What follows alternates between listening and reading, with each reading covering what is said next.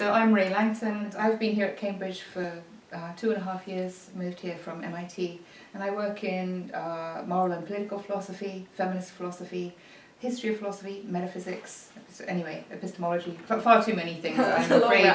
I know. I'm really glad to be here for this interview. I'm really glad to be here at Cambridge as well. Awesome. So let's go all the way back to the beginning. How did you get into philosophy? What inspired you to start? Did you always know, or did you move in from a different field? I'm in philosophy partly by accident. I moved at the age of 18 from India to Australia. So I was born and raised in India. When I arrived at university, I wanted to do English, biology and drama. Nice. They wouldn't let me mix up my sciences with my humanities. So I did philosophy as a poor second choice to biology. I really loved philosophy right from the beginning, but I have to say it coincided with a religious crisis. So the reason I had been born and raised in India was that my parents were evangelical missionaries. And arriving in Australia was also the time when I began to doubt the whole thing. I loved to read Russell, History of Western Philosophy, because Russell was that kind of atheist who felt really sad that God didn't exist, and I felt the same way. So he was one of those old-style agnostics or atheists who was sort of almost shaking his fist at God for not existing. When I transferred to Sydney, I gradually, increasingly got keener and keener on philosophy, and ended up doing my honours year. In Australia, this is a specialist fourth year. Okay, so was it around that time that you decided you wanted to make philosophy your profession, that you wanted to be an academic? I think I never did decide that. I think I never decided I wanted to. I think I never, just like I fell into philosophy, I also fell into going on with philosophy in such a way I could end up with a job, which is just the most tremendous piece of luck. So by the time I got to the end of my honours year, having done a thesis on Kant's metaphysics, I found out, wow, someone can give me a little bit of money to keep doing philosophy. What could be cooler than that? And so I went. And applied to graduate schools in the US and did my graduate work then at Princeton. I still didn't know that was going to be any sort of ticket to a job. All I knew was that I really loved doing it.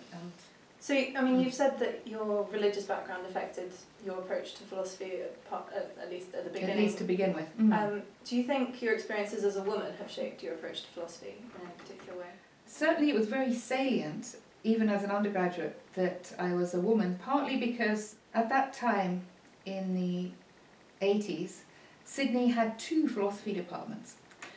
One of them was broadly continental, the other was broadly analytic, and they hated each other. It was terrible. It was completely ridiculous. And I spent time in both of them. I loved some of what was going on in both of those departments. I really enjoyed pursuing questions that were posed by some of the existentialists in the continental department.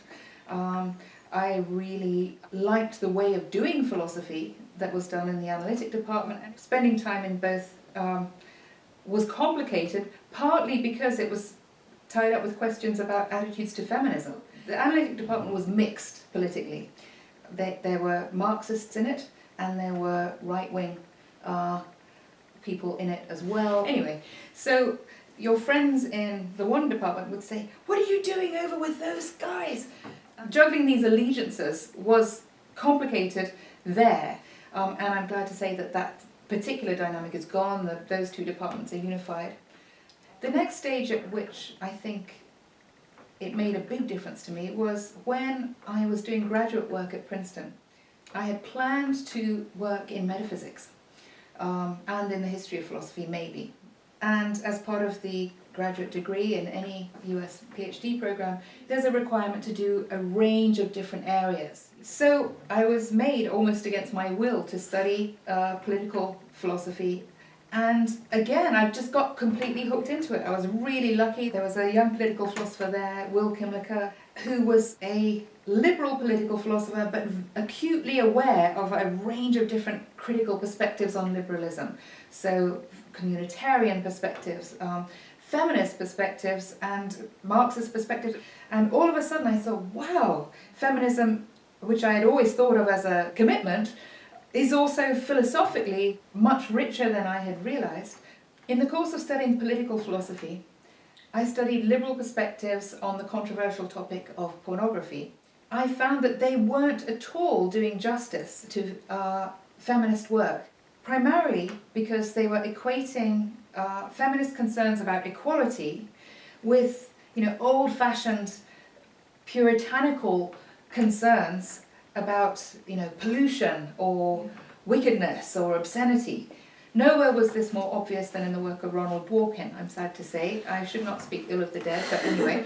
And I have to say, studying his work made me actually quite angry, because the commitment to equality that was evident in all of his work just somehow went out of the window when it came to topics that mattered to women. And in fact, there was a deep inconsistency. And so as a result of that, some of the work I was doing as a graduate student became a publication that was a response to Dworkin. I'm sure that the level of indignation I felt is somewhat connected to the fact that I was a woman who sensed the injustice a bit more, but it also coincided with things in everyday life that connected with philosophy. So at that time when I was a graduate student, some junk mail arrived and it was selling books and videos on many topics, and then there was the X-rated section that was selling books and videos. This is back in the late 80s. No internet, not much of one. And a book was being sold as pornography.